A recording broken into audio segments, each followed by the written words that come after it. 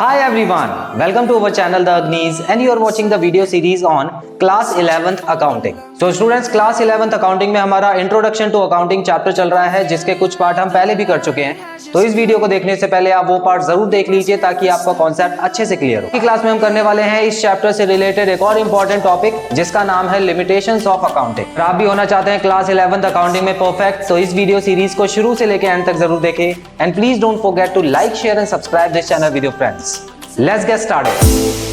Let's go back to when we were young.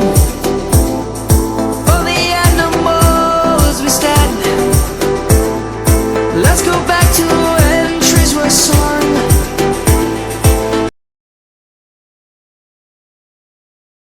तो आइए student start करते हैं अपनी आज की क्लास जिसमें हम करने वाले हैं limitations of accounting. So students, limitations of accounting एक इंपॉर्टेंट टॉपिक है क्योंकि अभी तक जितने भी वीडियोस किए हमने उसमें लगभग सेम ही चीज की है। अगर हम अकाउंटिंग की डेफिनेशन या कैरेक्टरिस्टिक्स या फंक्शंस या एडवांटेजेस के बारे में बात करते हैं तो लगभग सेम पॉइंट ही आपको मिलते हैं। तो लिमिटेशंस ऑफ अकाउंटिंग में आपको कुछ नए पॉइंट सीखने को मिलेंगे जो कि आपने अभी तक चैप्टर में नहीं पढ़े हैं और यही बनाता है इस टॉपिक को काफी ज्यादा important. So exam point of view से अगर आप देखें एग्जाम में काफी रिपीटेड क्वेश्चंस आते हैं इस वाले टॉपिक पे, तो हर पॉइंट को ध्यान से समझिएगा क्योंकि इसमें कुछ नए टॉपिक्स आपको सीखने को मिलेंगे जो कि आगे जाके आपको अकाउंट्स में करने ही करने हैं। तो आइए स्टूडेंट्स स्टार्ट करते हैं आज की क्लास। तो यहां आप देख सकते हैं लिमिटेशंस ऑफ अकाउंटिंग में सबसे पहले अकाउंटिंग का जो लिमिटेशन है वो आ रहा है यहाँ पे, accounting is not fully exact. अब देखिए हम साइंस पढ़ते हैं, आपने 10th तक तो साइंस पढ़ी ही है, उसमें आपने कुछ रूल्स एंड लॉज पढ़े हैं जो कि 100% एग्जैक्ट होते हैं। अब जैसे कि पानी अगर उबलता है तो कितने डिग्री सेल्सियस पे उबलता है? वाटर का जो बॉइलिंग पॉइंट होता है वो 100 डिग्री सेल्सियस होता है, आपको पता है। उसके अलावा अगर पानी का फॉर्मूला, केमिकल नेम जो होता है वो क्या होता है? H2O होता है। H2O ये आप सबको पता है, ये फिक्स है। अगर H2O है तो 100% हर जगह H2O ही होगा पानी, कभी भी H3O आप नहीं देखेंगे यहां पर। उसी तरह 100 डिग्री सेल्सियस पे अगर पानी उबलता है तो आप कहीं भी चले जाएं दुनिया में, वहां पे 100 डिग्री सेल्सियस पे पानी उबलने लग जाएगा। क्लियर? तो यहां पर क्या है, यहां पर आपको ये चीज इसलिए बताई मैंने क्योंकि जो साइंस के रूल्स हैं वो एग्जैक्ट होते हैं। आप कहीं भी उसको अप्लाई कर दीजिए, आपको सेम आंसर्स मिलेंगे, सेम रिजल्ट्स मिलेंगे। लेकिन अकाउंटिंग के जो प्रिंसिपल्स होते हैं या अकाउंटिंग की जो इंफॉर्मेशन होती है वो पूरी तरह एग्जैक्ट नहीं होती है क्योंकि उसमें कुछ अंदाजा लगाना होता है अपनी तरफ से।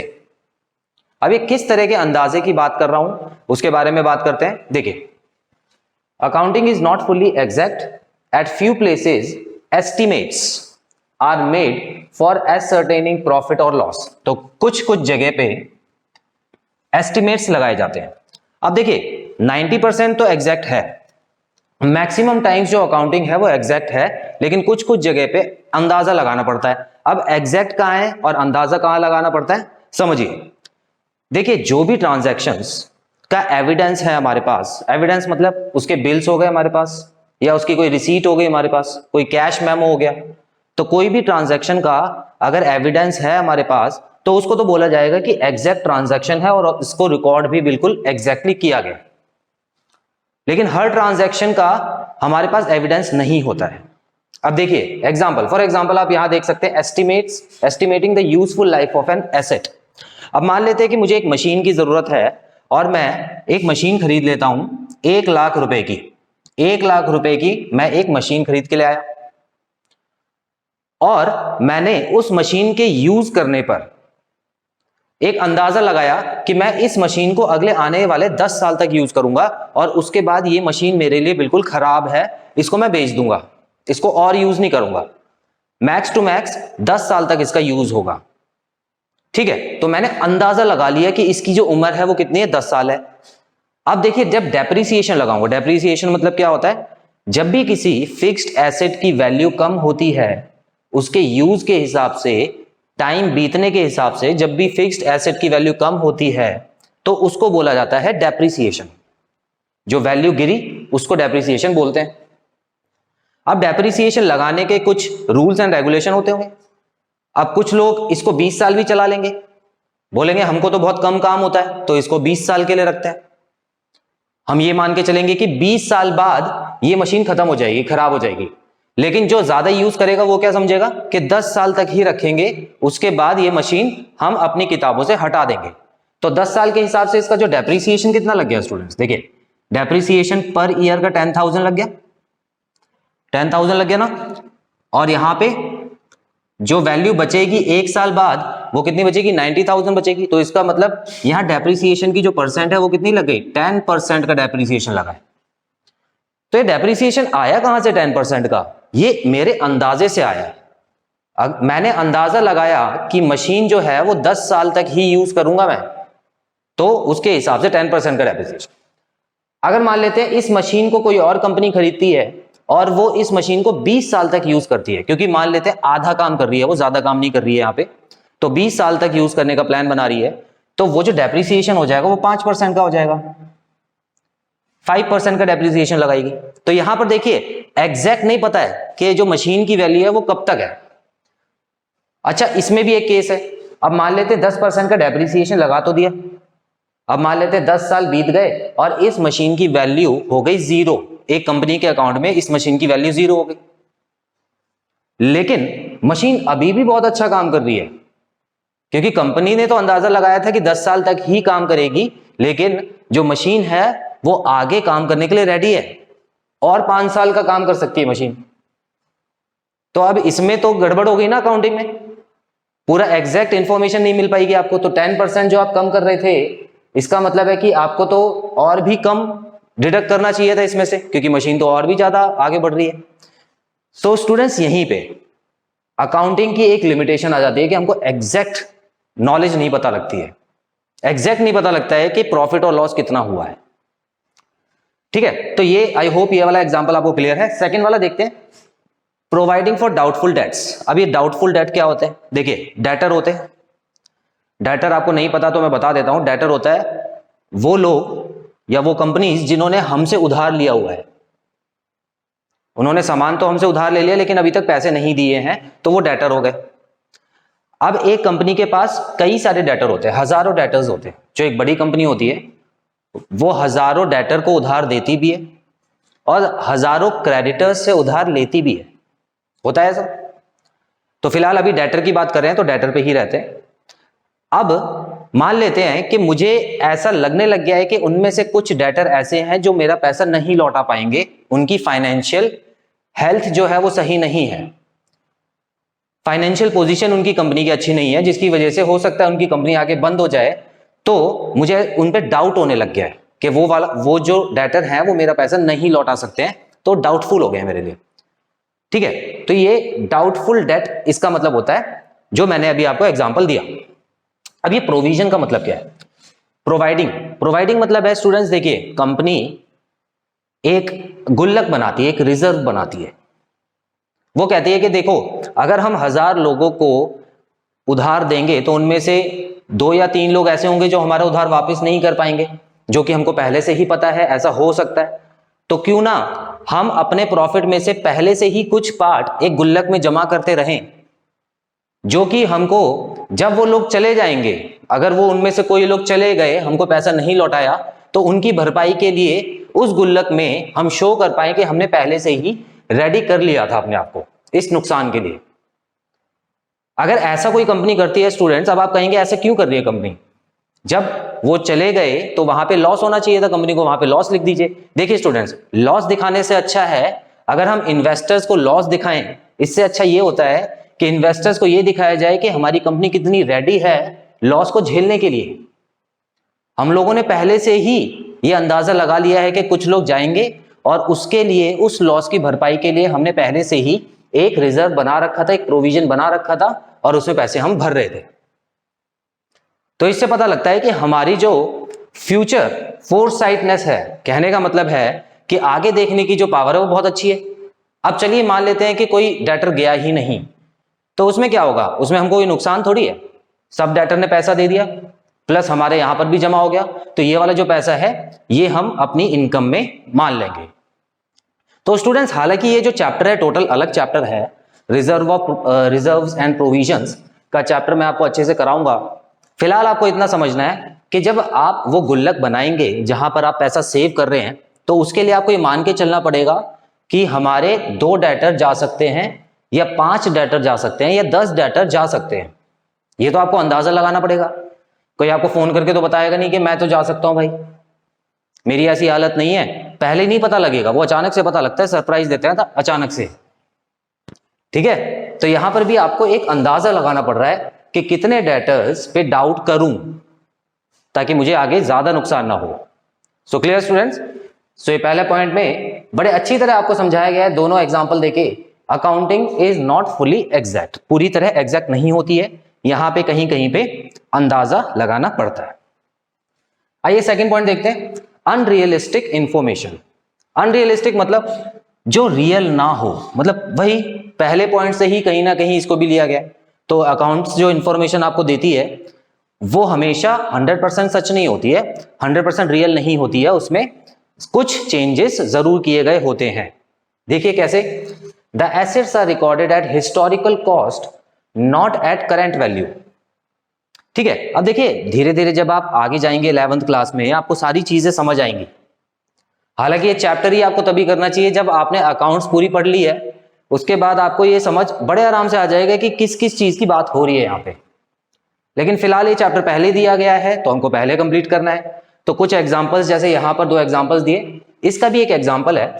मान लेते हैं आज से 10 साल पहले जो मैंने मशीन खरीदी थी उसकी वैल्यू थी इस बार चलो 50 लाख से ले लेते हैं। ठीक है, इस बार पैसा ज्यादा आ गया, 50 लाख की मशीन खरीदी हमने 10 साल पहले।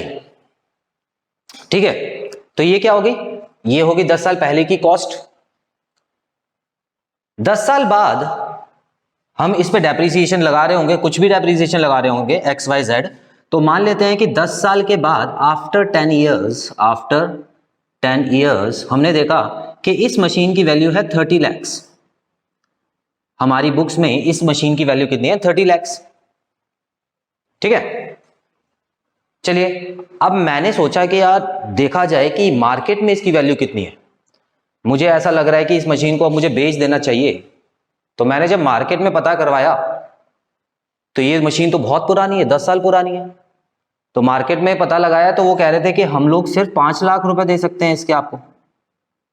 और मैं बोल रहा हूं नहीं भैया, 30 लाख रुपए से कम नहीं बेचूंगा। और वो कह रहे हैं 30 लाख की कहां है मार्केट में, आप कहीं भी बेच के देख लो, इतने तो पैसे नहीं मिलेंगे आपको। तो वो रेडी हो गए 5 लाख देने के लिए। अब एक चीज बताइए, क्या मैं अपने अकाउंट्स में इसकी 30 लाख की जगह 5 लाख वैल्यू लिख सकता हूं आज की डेट में? बिल्कुल नहीं लिख सकता। अपने अकाउंट्स में बाहर के हिसाब से कभी छेड़छाड़ नहीं की जाती है। बाहर तो कुछ भी रेट चल रहा होता है चीज का। तो जब आपने पता किया कि ये 30 लाख की मशीन 5 लाख में इसकी जो असली वैल्यू आज की है वो 5 लाख रुपए है, बाहर जाके अगर आप बेचे तो इसको सिर्फ 5 लाख रुपए मिलेंगे। तो इसका मतलब ये नहीं कि आप अपने अकाउंट में चेंज करने लग गए, 5 लाख यहां पे लिख दिया, उसके हिसाब से आप आगे गए, ऐसा नहीं होगा। आपको 30 लाख ही वहां पे रखना है। क्यों? क्योंकि अकाउंट्स में हमेशा हिस्टोरिकल कॉस्ट का कॉन्सेप्ट चलता है। हिस्टोरिकल कॉस्ट, जब आपने ये मशीन खरीदी थी तो 50 लाख की खरीदी थी, तो वो हिस्टोरिकल कॉस्ट थी और उसी 50 लाख के हिसाब से आपको उसकी वैल्यू आगे बढ़ानी है। ठीक है, आगे डेप्रिसिएशन जब आप लगाओगे तो 50 लाख के हिसाब से ही लगाओगे और उसके हिसाब से जो उस समय रेट चल रहा होगा वही आपको अपनी बुक्स में लिखना है। हालांकि मजबूरी में अगर आपको इसको बेचना पड़ जाए तो ये 5 लाख रुपए में ही बिकी, मान लेते 5 लाख रुपए में ही आपने बेची, तो जो 25 लाख का डिफरेंस है वो आपका लॉस हो गया। वहां पे आपको लॉस दिखाना पड़ेगा कि ये तो 25 लाख का लॉस हो गया मुझे। ठीक है, आप ये नहीं दिखा सकते कि 5 लाख रुपए की बिक गई है तो मेरे पास फायदा हो गया 5 लाख रुपए का, ऐसा कुछ नहीं है। क्योंकि 30 लाख की मशीनरी आपने लिखी हुई थी अपनी बुक्स में और 5 लाख की बिकी, तो 25 लाख का लॉस भी आप अपनी ही बुक्स में दिखाओगे। तो यहां पे क्या हो गया स्टूडेंट्स, अनरियलिस्टिक वैल्यू आ रही है। अगर आज की डेट के हिसाब से देखा जाए तो इसकी जो वैल्यू है अनरियल वैल्यू है। कभी भरोसा भी नहीं किया था कि 30 लाख की जो मशीन है वो 5 में बिकेगी। तो यहां देख सकते हैं the assets are recorded at historical cost. Historical cost पे रिकॉर्ड होती है, not at current value. Current value पे रिकॉर्ड नहीं होती है। एक और एग्जांपल है इसका, जैसे estimating useful life for the depreciation. तो बिल्कुल जैसे ऊपर वाला डेप्रिसिएशन वाला था, बिल्कुल नीचे वाले भी डेप्रिसिएशन है। अब देखिए इसमें डेप्रिसिएशन तो आप अपने हिसाब से लगाएंगे जो आपने स्टार्टिंग में डिसाइड किया था। आप इसको 5 लाख के हिसाब से तो लगाएंगे नहीं, तो जो कॉस्ट है वो सेम रहेगी जो आपने हिस्ट्री में, मतलब हिस्टोरिकल कॉस्ट आपने जितने में खरीदी थी वही आपको आगे यूज करनी है। सो स्टूडेंट्स ये 2 पॉइंट्स नोट आप कर लीजिए, बहुत इंपॉर्टेंट पॉइंट्स हैं। आगे बढ़ते हैं उसके बाद। सो आइए स्टूडेंट्स नेक्स्ट पॉइंट देखते हैं, अकाउंटिंग इग्नोर्स क्वालिटेटिव एलिमेंट्स। अब देखिए ये तो शुरू से आपको पता है कि अकाउंट सिर्फ फाइनेंशियल स्टेटमेंट्स या फाइनेंशियल नेचर के ही ट्रांजैक्शंस को रिकॉर्ड करती है। इसमें कोई क्वालिटी का जो ट्रांजैक्शन है वो इग्नोर कर दिया जाता है। अब क्वालिटी का ट्रांजैक्शन जैसे देखिए कोई नया एम्प्लॉय आया है जो कि बहुत स्किलफुल है, उसके अंदर बहुत टैलेंट है और जिसकी वजह से हमारी सेल्स इंक्रीज हो गई, ठीक है, कहीं ना कहीं सेल्स पे इफेक्ट पड़ा, तो हम सिर्फ और सिर्फ सेल्स को ही बढ़ाएंगे। वहां पर हम ये कहीं नहीं रिकॉर्ड कर सकते कि एक नया एम्प्लॉय आया था जिसकी वजह से हमारी सेल्स बढ़ गई और उसकी क्वालिटीज वहां पे लिखना शुरू कर दें।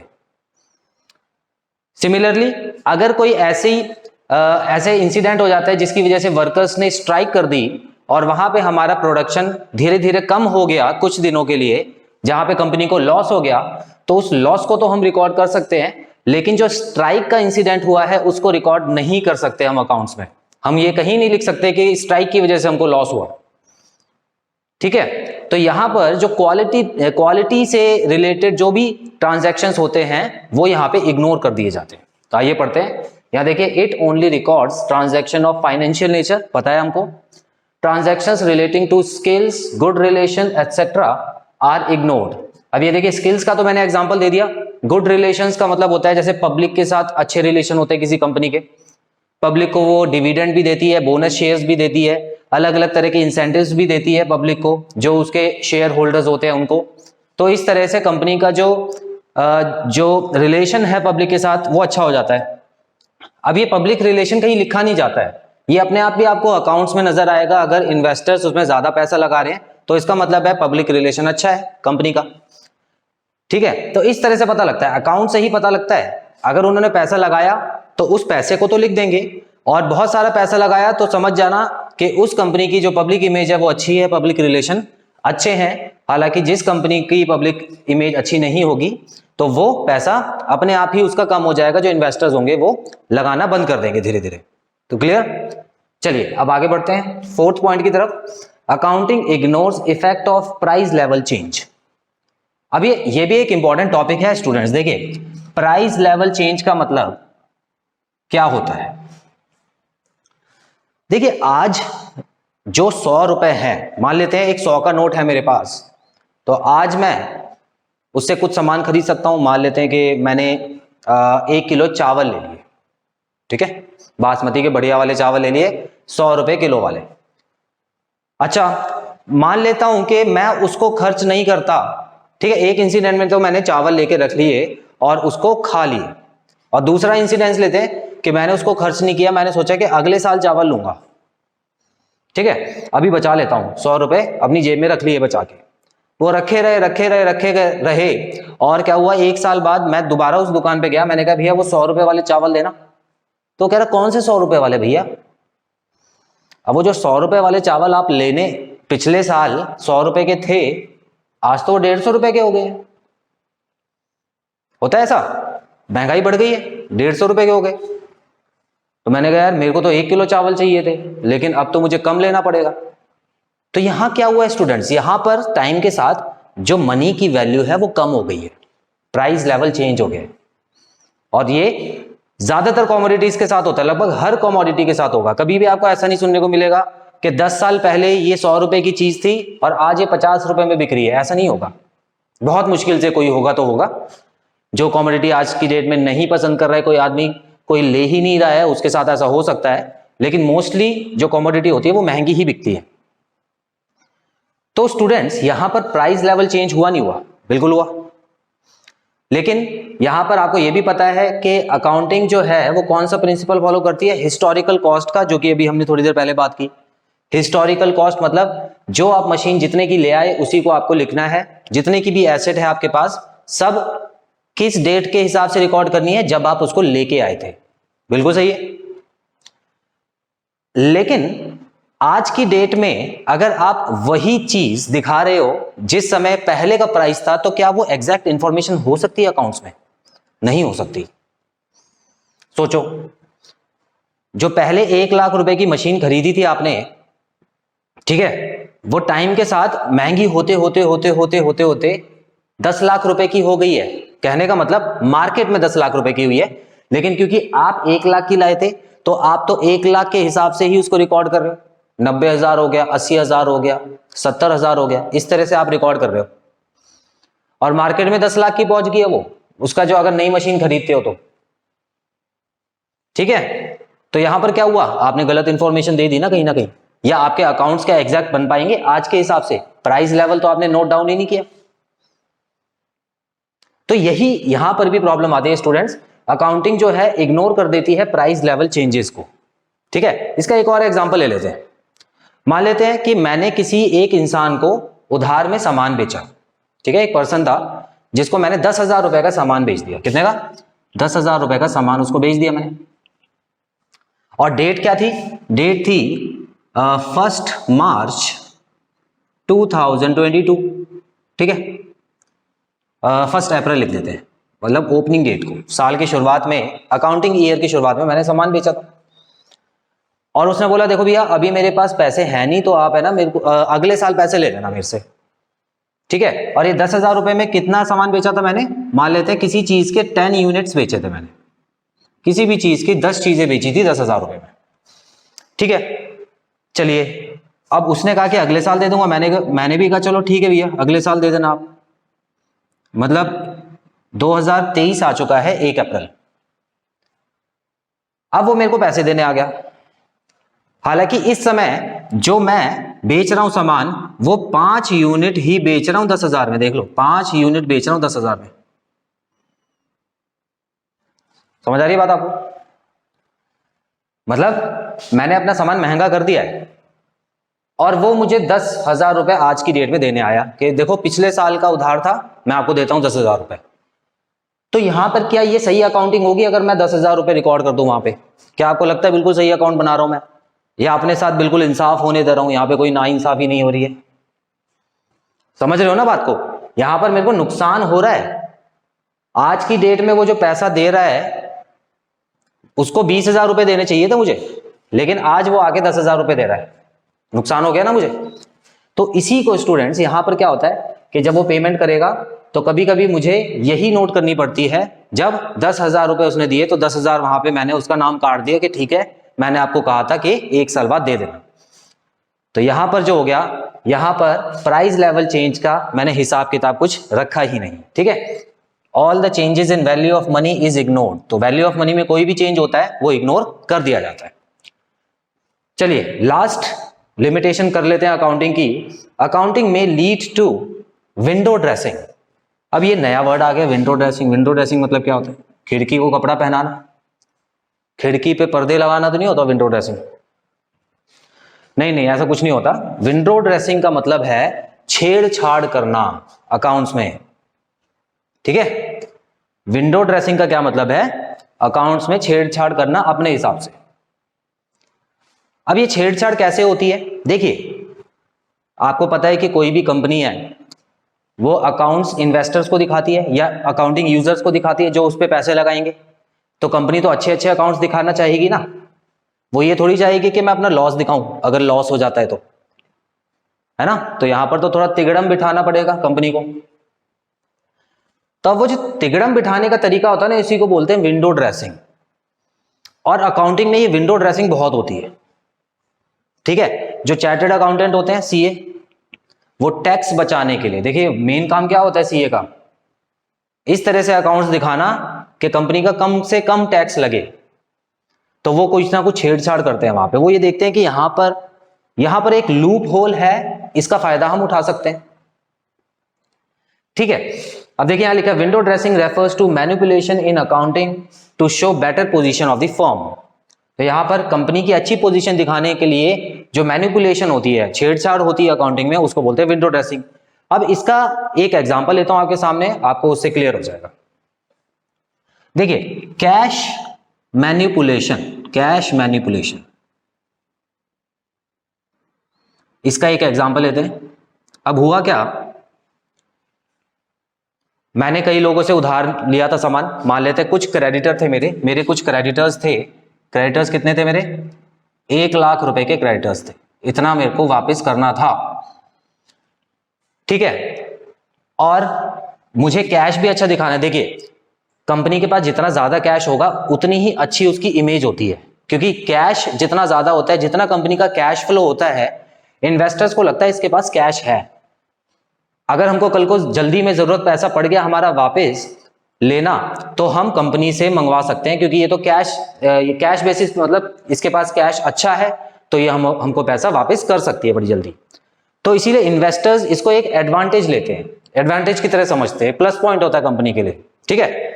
तो अब मैं किसी कंपनी में अगर पैसा लगाता हूं और उसका कैश फ्लो अच्छा है, तो मैं समझ जाऊंगा कि वो कंपनी मेरा पैसा कभी भी वापस कर सकती है, ठीक है। अब मान लेते हैं मेरा क्रेडिटर था 1,00,000 रुपए का, जिसमें मुझे ये पैसे इसी साल देने थे, ठीक है। और मेरे पास कैश कितना पड़ा हुआ है? कैश मेरे पास पड़ा हुआ है 5 लाख, या चलिए कम कर देते हैं इसको, 2 लाख कर देते हैं। 2 लाख का कैश पड़ा हुआ है मेरे पास। तो अगर मैं क्रेडिटर्स के सारे पैसे लौटा दूंगा तो मेरा कैश तो कम हो जाएगा ना, कैश आउटफ्लो हो गया, ठीक है, कैश कम हो गया मेरे पास कंपनी में। और तब तक मान लेते हैं कि अकाउंट्स बनाने की डेट भी आ गई, जो फाइनल अकाउंट्स होते हैं ना, उसको बनाने की डेट भी आ चुकी है। तो मैंने सोचा कि 1,00,000 रुपए मैं कैश में दिखाऊंगा इन्वेस्टर्स को, तो वो तो अब और पैसा नहीं लगाना चाहेंगे, है ना। वो और पैसा क्यों लगाएंगे? क्योंकि उनको तो कैश देखना, कंपनी में कैश फ्लो अच्छा होना चाहिए कंपनी का।